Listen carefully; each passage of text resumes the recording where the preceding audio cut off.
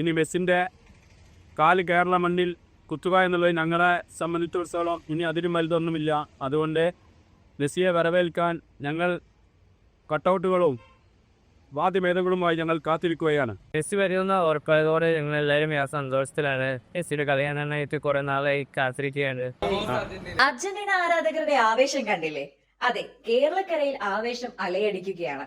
ഒടുവിൽ മെസ്സിയും സംഘവും കേരളത്തിലേക്ക് വരികയാണ്. ആരാധകരുടെ സ്വപ്നം അങ്ങനെ പൂവണിയുകയാണ്. മെസ്സി വരുണ്ടോ എന്ന് അർജന്റീന ഫുട്ബോൾ അസോസിയേഷനും കായിക മന്ത്രി വി അബ്ദുറഹ്മാനും പ്രഖ്യാപിച്ചതോടെ അർജന്റീന ആരാധകരുടെ സന്തോഷത്തിന് അതിരില്ല. അവർ ഇപ്പോഴേ ആഘോഷം തുടങ്ങി. കഴിഞ്ഞ ദിവസങ്ങളിൽ മെസ്സി വരില്ലെന്ന് വാർത്ത പ്രചരിച്ചതോടെ എതിർ ടീം ആരാധകരുടെ കളിയാക്കലും കുത്തുവാക്കുകളും സഹിച്ചു വരികയായിരുന്നു ഇതുവരെ അർജന്റീന ആരാധകർ.